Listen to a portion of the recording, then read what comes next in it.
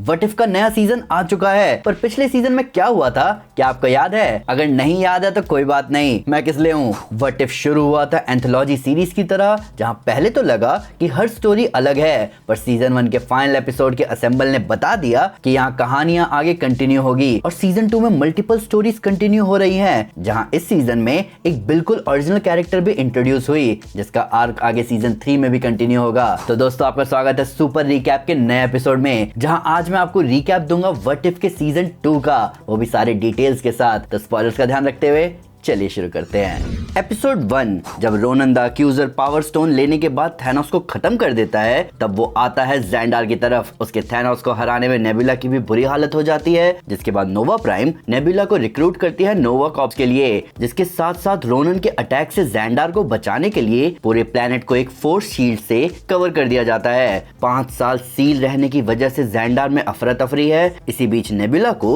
योंडू ओडोंटा की बॉडी मिलती है। नोवा प्राइम नेबुला को इसकी इन्वेस्टिगेशन के लिए भेजती है, जहां नेबुला को पता चलता है कि योंडू के याका एरो में कोड्स थे प्लैनेटरी शील्ड को खोलने के, जिसके बाद वो क्री सोल्जर योनरोग को जेल से भगाती है ताकि वो नोवा कॉर्प्स के मेन फ्रेम में घुस के उन शील्ड खोलने वाले कोड्स को बर्बाद कर पाए। लेकिन योनरोग उसे धोखा दे देता है, जिसके बाद पता चलता है कि नोवा प्राइम और योनरोग मिले हुए हैं और नोवा प्राइम ज़ैंडार रोनन को देने वाली है। नेबुला उनके अटैक से बच जाती है, जिसके बाद वो casino owner Howard the Duck और उसके चेले ग्रूट, मीक और कॉर्क को अपने साथ करती है नोवा प्राइम को रोकने के लिए। उनकी लड़ाई के बीच नेबुला नोवा प्राइम को बताती है कि उसे पहले ही उनके प्लान के बारे में पता चल गया था, इसीलिए उसने कोड्स को चेंज कर दिया। इसीलिए शील्ड जैसे ही खुला वैसे ही बंद होने लगा, जिसकी वजह से रोनन की शिप डार्क एस्टर उसके बीच में फंसकर बर्बाद हो गई और रोनन मारा गया। नोवा प्राइम इन सब से भागने की कोशिश करती है, पर वो मारी जाती है, जिसके बाद रोनन का खतरा हटते ही ज़ैंडार की शील्ड खोली जाती है और नेबुला ज़ैंडार को डिफेंड करना चालू रखती है। एपिसोड 2, 1988 में रेवेजर्स पीटर क्विल को अर्थ से उठाकर ले जाते हैं और अपने साथ रखने के बजाय सौंप देते हैं उसके पिता ईगो द लिविंग प्लैनेट को, जो कि अपने बेटे के साथ आते ही अपने एक्सपेंशन के प्रोसेस को शुरू करता है। कई सारी दुनिया को बर्बाद करने के 6 महीने बाद छोटा पीटर क्विल वापस आता है अर्थ पर। इस प्रॉब्लम के रिस्पॉन्स में पेगी कार्टर और हावर्ड स्टार्क असेंबल करते हैं अपनी टीम, जिसमें थे बिल फॉस्टर के गोलायत, वकांडा के king T'Chaka, winter soldier, captain Marvel, Wendy Lawson और Ant Man Hank Pym. Hank Pym इस मिशन पर आना नहीं चाहता था, पर उसे आना पड़ा, जहां वो अपनी बेटी होप वैन डाइन को भी अपने साथ ले आता है। कोनी आइलैंड पर इन सभी का सामना होता है पीटर से, जहां पीटर ऑलमोस्ट उन सभी को खत्म कर ही देता है, पर तभी आता है थॉर, जो कि उनकी हेल्प करता है पीटर को पकड़ने में। अपनी कैद में छोटा पीटर छोटी होप को बताता है कि वो बस अपने घर जाना चाहता है। तब होप पीटर को आजाद कर देती है, जो कि निकल जाता है मिजूरी की तरफ। दूसरी तरफ ईगो का अवतार आता है अर्थ पर, जहां तचाका, गोलायत और थॉर जाते हैं ईगो को रोकने। एंटमैन और मार्वेल जाते हैं पीटर की तरफ, जो कि अपनी मां की ग्रेव को विजिट कर रहा था। तब हैंक पिम पीटर को समझाते हैं और इनवाइट करते हैं अपने परिवार में। वहीं बकी, जिसने अपनी गन एम कर रखी थी पीटर पर, वो भी रुक जाता है जब हावर्ड स्टार्क उसके पुराने दोस्त स्टीव रॉजर्स का नाम लेते हैं। दूसरी तरफ ईगो बाकी सुपर हीरोज को हरा चुका था, पर एन मौके पर हैंक पिम और पीटर आते हैं उसे रोकने के लिए। पीटर ईगो के अर्थ अवतार को मिटा देता है, जिसके कुछ समय बाद बकी के अलावा बाकी सभी निकल जाते हैं ईगो द लिविंग प्लैनेट का सामना करने। एपिसोड 3, क्रिसमस के मौके पर हैप्पी को अवेंजर्स टावर की सिक्योरिटी देखने को दिया गया है, जहां हॉलिडे पार्टी होने वाली है, पर इस तैयारी में रुकावट आ जाती है जब जस्टिन हैमर अपने गुंडे सर्गे और रस्टी के साथ जेल से भागकर टावर पर अटैक करने आता है, ताकि टोनी स्टार्क का टेक चुराने के साथ साथ ब्रूस बैनर का ब्लड भी चुरा सके। उस ब्लड सैंपल को बचाने के लिए हैप्पी गलती से उसे खुद में इंजेक्ट कर लेता है, जिसकी वजह से वो धीरे धीरे हल्क जैसा बनने लगता है, पर उसकी इंटेलिजेंस उसके पास ही थी। एवेंजर्स बिजी थे हॉलिडे शॉपिंग में, टोनी का एआई जार्विस इनएक्टिव था। तब हैप्पी बुलाता है डार्सी को, जो कि जार्विस को रीबूट करने की कोशिश करती है। हालांकि हैमर और उसके लोग डार्सी को पकड़ लेते हैं, जिसके बाद वो आयरन लीजन और हल्क बस्टर को हाईजैक कर लेते हैं, पर तब तक हैप्पी का हल्क ट्रांसफॉर्मेशन कंप्लीट हो गया था, जिसके बाद वो आयरन लीजन की बैंड बजाता है और जस्टिन हैमर की भी। एवेंजर्स उसी वक्त आ जाते हैं और टोनी हैमर से उसका सूट वापस ले लेता है, जिसके बाद हैमर को पकड़ कर ले जाते हैं और सभी मिलकर पार्टी करते हैं। एपिसोड 4 2012 में टोनी स्टार्क न्यूयॉर्क को चितौरी इन्वेजन से बचाता है, एक न्यूक्लियर मिसाइल को चितौरी मदरशिप की तरफ एम करके। हालांकि इस बार वो वर्म होल से अर्थ पर नहीं आ पाता और पहुंच जाता है सकार पर, जहां उसका रूलर ग्रैंड मास्टर उसे वहां रहने के लिए मजबूर करता है। ग्रैंड मास्टर टोनी को अपनी डेथ रेस दिखाता है, जिसमें टोनी कॉर्ग को बचाने की कोशिश करता है, पर तभी उसका सामना होता है थैनोस की बेटी गमोरा से, जिसे थैनोस ने भेजा है टोनी को मारने के लिए, क्योंकि टोनी की वजह से ही थैनोस ने हार झेला न्यूयॉर्क में। तभी ग्रैंड मास्टर की साथी टोपैज गमोरा और टोनी को कैद कर लेती है। जब टोनी को गमोरा के बारे में पता चलता है, तब वो कसम खाता है कि वो सकार को आजाद करवाएगा। तब टोनी कॉर्ग और वैल्करी को अपने साथ करता है और बनाता है एक आयरन मैन सूट और चैलेंज करता है ग्रैंड मास्टर को डेथ रेस के लिए, जिसका विनर बनेगा सकार का नया रूलर। रेस शुरू होती है और ग्रैंड मास्टर चीटिंग करता है, पर लास्ट में टोनी ही जीतता है और वैल्करी टोपाज को हराती है और ग्रैंड मास्टर को पिघला देती है। जिसके बाद वैल्करी को सकार का राजा बनाया जाता है और टोनी गमोरा को समझाता है कि वो थैनोस के रास्ते चलने के बजाय अपने खुद के रास्ते बनाए। जिसके बाद गमोरा टोनी को अपने साथ ले जाती है थैनोस के पास और वो दोनों मिलकर थैनोस को खत्म करते हैं। एपिसोड के मिड क्रेडिट सीन में ग्रैंड मास्टर टोपाज से कहता है कि उसके पिघले हुए फॉर्म को उठा ले। ये उसी गमोरा की स्टोरी है जिसे watcher guardians of the multiverse के लिए रिक्रूट करता है। एपिसोड 5 ये स्टोरी कंटिन्यूएशन है कैप्टन कार्टर पैगी की स्टोरी की, जहां कैप्टन कार्टर और नताशा रोमानोफ को स्टीव रॉजर्स मिलता है हाइड्रा स्टॉर्म पर आर्मर में, पर स्टीव रॉजर्स उन दोनों पर अटैक कर देता है। उस अटैक से जैसे तैसे बचकर कैप्टन कार्टर और नताशा आते हैं निक फ्यूरी से पूछने कि स्टीव कैसे जिंदा है, जिस पर रोमानोफ फिगर आउट करती है कि स्टीव, जो कि शील्ड के हिसाब से 1953 में गायब हो चुका था, उसे रेड रूम ने पकड़कर ब्रेन वॉश कर दिया। तब शील्ड को खबर मिलती है कि हाइड्रा स्टॉर्म पर सेक्रेटरी ऑफ स्टेट बकी बार्न्स पर अटैक करने आ रहा है। तब कैप्टन कार्टर और नताशा वहां आते हैं बकी को बचाने। पैगी सामना करती है स्टीव का और वो और नताशा उस पर पकड़ बनाकर उसे ले जाते हैं एक सीक्रेट हाइडआउट में, जहां उन्हें पता चलता है कि हाइड्रा स्टॉर्म पर सूट ने ही स्टीव को जिंदा रखा है इतने टाइम से, पर ये सूट जितनी बार एक्टिवेट होता है उतना स्टीव मौत के करीब चला जाता है। तब स्टीव कैप्टन कार्टर से कहता है कि वो उनकी मदद करेगा रेड रूम को खत्म करने में, जिसके साथ उन्हें स्टीव का इलाज भी मिल जाएगा। तब वो तीनों जाते हैं केजीबी साइट पर, हालांकि वहां उन पर ड्रोन्स और ब्लैक विडो असैसिन्स अटैक कर देती हैं, जिनको कंट्रोल कर रही थी उनकी लीडर मेलिना वोस्टोकॉफ, जो कि स्टीव के ब्रेन वॉशिंग प्रोग्राम को भी एक्टिवेट कर देती है। नताशा ब्लैक विडोज को संभालती है और कैप्टन कार्टर फिर से सामना करती है ब्रेन वॉश स्टीव रॉजर्स का। लड़ाई के अंत में कैप्टन कार्टर स्टीव से कहती है कि वो उसके साथ है, बेशक ये अंत ही क्यों ना हो। तब स्टीव निकल जाता है रेड रूम की तरफ, जहां वो रेड रूम को बर्बाद कर देता है, खुद को सैक्रिफाइस करते हुए।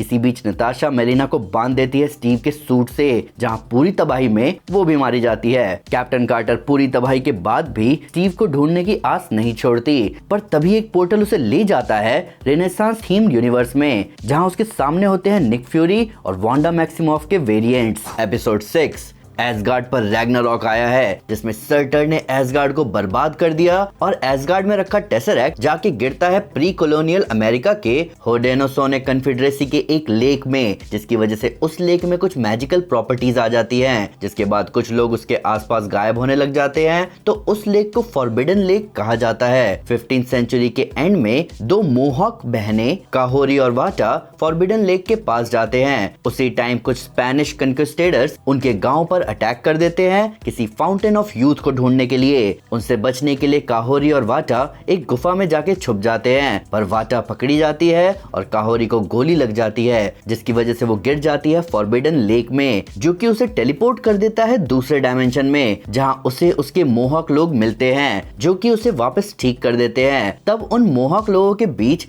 एक अटारक उसे समझाता है कि लेक कबीले के लोगों को टेलीपोर्ट कर देता था इसी आसमानी दुनिया में, जहां उनके पास पावर्स है और इमॉर्टैलिटी है, पर वो वापस नहीं जा सकते क्योंकि जिस पोर्टल से वो आए हैं वो आसमान में था। काहोरी अपनी नई ताकत पर पकड़ बनाती है। दूसरी तरफ स्पेनिश कन्क्विस्टेडर्स को लेक मिल जाता है, जिसमें वो घुस जाते हैं और पहुंचते हैं आसमानी दुनिया में। काहोरी कन्क्विस्टेडर्स को रोकती है और अपनी हिम्मत से पोर्टल को नीचे लाती है, अपने साथियों को समझाते हुए कि उसके लिए उसके लोग हमेशा पहले आते हैं, और वहां से निकलकर वो सामना करती है पूरी आर्मी का, जिसके साथ उसके बाकी लोग भी उसकी मदद के लिए आते हैं और तब काहोरी अपने गांव वालों को बचाती है। जिसके बाद वो जाती है कन्क्विस्टेडर्स की क्वीन इजाबेला के पास और उसे फोर्स करती है शांति समझौते के लिए, पर तभी वहां स्ट्रेंज सुप्रीम आता है। एपिसोड 7 हेला के 9 रियल्म्स पर राज करने की भूख से परेशान होकर ओडिन ने हेला को अर्थ पर बैनिश कर दिया और म्योनिर को तोड़ दिया, जिसके साथ साथ उसके क्राउन पर एन्चेंटमेंट डाल दिया कि जिसके अंदर दया भाव होगी वही हेला की पावर वील्ड करने की कैपेबिलिटी रखेगा। हेला जाके गिरती है मिडीवल चाइना में, जहां उसका सामना होता है जू वेनवू और उसकी 10 रिंग्स आर्मी से। हेला अपनी फाइटिंग स्किल से आर्मी का सामना तो कर पाती है, पर वेनवू और उसके 10 रिंग्स के आगे वो नहीं टिकती, ना ही वो अपना क्राउन उठा पाती है। तब वेनवू हेला को जिंदा रखता है और उसे अपनी आर्मी का हिस्सा बनाने की कोशिश करता है। हालांकि वो वेनवू के 10 रिंग्स चुराने की कोशिश करती है पर फेल हो जाती है, जिसके बाद वो वहां से भाग जाती है। उसके साथ होता है हंडन, जो कि उसे ले जाता है टालो के रियल्म में, जहां टालो की लीडर जियाई उसे अपने साथ कर लेती है। जियाई हेला को मार्शल आर्ट सिखाती है, जहां वो और हेला फिगर आउट करते हैं कि हेला को असली में बस आजादी चाहिए अपने रास्ते खुद चुनने की। जब हाइमडाल ओडिन को बताता है कि उसे हेला नहीं दिख रही, जिसके साथ साथ वो 10 रिंग्स के बारे में भी बताता है, तब ओडिन अर्थ पर आते हैं। वेनवू ओडिन और उनकी एसगार्डियन आर्मी का सामना करता है, जिसका साथ देने हेला भी वहां आती है। हेला ओडिन को वापस जाने को कहती है, पर ओडिन नहीं मानते। तब वेनवू और हेला मिलकर ओडिन को गिराते हैं और हेला ओडिन से फिर से कहती है कि ये लड़ाई करने का कोई फायदा नहीं है। तब हेला की दया भावना को देखकर उसका क्राउन उसकी तरफ आता है। तब हेला बनती है गॉडेस ऑफ लाइफ, जिसकी ग्रोथ देखकर ओडिन उसे अपनी गद्दी दे देते हैं। वहां से हेला एसगार्डियन आर्मी और 10 रिंग्स को एक करती है और निकलती है 9 रियल्म्स को फ्रीडम दिलवाने, जहां वो पहुंचती है छोटी गमोरा के लोगों को थैनोस से बचाने। एपिसोड 8 1602 के रेनेसांस थीम्ड यूनिवर्स में आने के बाद कैप्टन कार्टर वांडा मर्लिन और सर निकोलस फ्यूरी की मदद करने को तैयार होती है आने वाले इनकर्जन को रोकने में। जब इनकर्जन शुरू होता है तब वो प्रिंस लोकी को तो बचा लेती है, पर क्वीन हेला को वो नहीं बचा पाती। तब थॉर, जो कि अब राजा बन चुका है, वो ऑर्डर देता है sir Harold the Happy Hogan को कि कैप्टन कार्टर को पकड़कर लाया जाए। कैप्टन कार्टर को पता चलता है कि इनकर्जन हो रहे हैं किसी फोररनर की वजह से, कोई ऐसा जो अपने समय से हट चुका है। तब कैप्टन कार्टर काम करती है टोनी स्टार्क के साथ, जो कि एक डिवाइस बनाता है जो कि फोररनर को पहचान सकता है थॉर के सेप्टर के टाइम स्टोन से।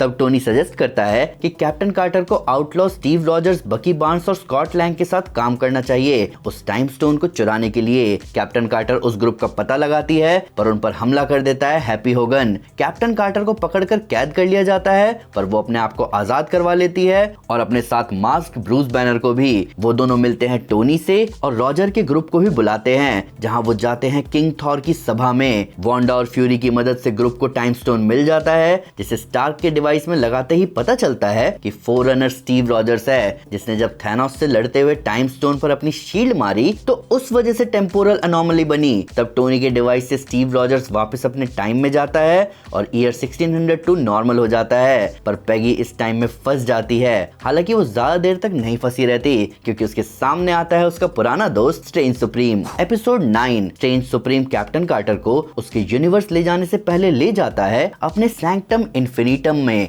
जहां वो कैप्टन कार्टर को बताता है कि वो उनके अल्ट्रॉन वाले इंसिडेंट के बाद से इन्फिनिटी अल्ट्रॉन जैसे यूनिवर्स किलर्स को पकड़ रहा है, पर उसे कैप्टन कार्टर की मदद चाहिए एक वेरिएंट को पकड़ने के लिए, जो कि उस यूनिवर्स में भाग गई है जहां हाइड्रा ने टेसरैक्ट से दुनिया को बर्बाद कर दिया है। पेगी मान जाती है और तब पता चलता है कि जिस वेरिएंट के पीछे स्ट्रेंज सुप्रीम ने उसे भेजा है वो काहोरी है। काहोरी पेगी को बताती है स्ट्रेंज सुप्रीम का असली प्लान, जो कि सारे पावरफुल यूनिवर्स किलर्स को पकड़कर उन्हें एक फॉर्ज में डालेगा, ताकि वो अपना खोया हुआ यूनिवर्स और अपना खोया हुआ प्यार पा सके। जब पेगी और काहोरी सैंक्टम इन्फिनिटम में वापस आते हैं तब स्ट्रेंज काहोरी को कैद करना शुरू करता है, लेकिन तभी पेगी स्ट्रेंज के कैद हुए कुछ यूनिवर्स किलर्स को आजाद कर देती है, जिसकी वजह से वो और काहोरी वहां से भाग पाते हैं। पर इस पूरे केओस के बीच उनका सामना होता है ब्लैक पैंथर किलमॉन्गर से, जिसे काहोरी उसके सूट से अलग कर देती है और वो सूट दे देती है कैप्टन कार्टर को। तब स्ट्रेंज सबसे भिड़ते लड़ते आता है उन दोनों के सामने और उनसे लड़ते हुए सारे यूनिवर्स किलर्स को फॉर्ज में डालना शुरू करता है। वो यूनिवर्स किलर्स मरते हुए अपने वेपन कैप्टन कार्टर को देकर जाते हैं। तभी स्ट्रेंज कैप्टन कार्टर का सामना करते हुए आता है अपने डिमोनिक फॉर्म में, पर कैप्टन कार्टर उसे उसके डिमोनिक फॉर्म से अलग कर देती है, जिसके बाद फॉर्ज कोलैप्स होना शुरू होता है, इससे सबको बचाने के लिए स्ट्रेंज अपने डिमोनिक फॉर्म के साथ उसमें कूद जाता है और उसका यूनिवर्स वापस आ जाता है और क्रिस्टीन पाल्मर भी। बस स्ट्रेंज सुप्रीम उस यूनिवर्स में नहीं होता। वॉचर पैगी को स्ट्रेंज का यूनिवर्स दिखाता है, जिसके बाद वो पैगी को मल्टीवर्स ट्री दिखाते हुए उसे उसके यूनिवर्स छोड़ देता है। तो दोस्तों ये था रिकैप व्हाट इफ के सीजन 2 का। बचा दिया ना आपके कई घंटे, वो भी जबरदस्त डिटेल्स के साथ। अब आप नए सीजन की स्टोरी को आराम से फॉलो कर सकते हो। पर मैं आपसे जानना चाहूंगा कि आपका क्या कहना है व्हाट इफ के सीजन 2 के बारे में, और आपके क्या आइडियाज हो सकते हैं व्हाट इफ एपिसोड्स को लेकर। प्लीज हमें कमेंट पे जरूर बताएं। वीडियो को लाइक जरूर करें और चैनल को सब्सक्राइब करें कई जबरदस्त स्टोरीज के लिए। Thank you guys, this is Aman Sinha and you are super super. Piece.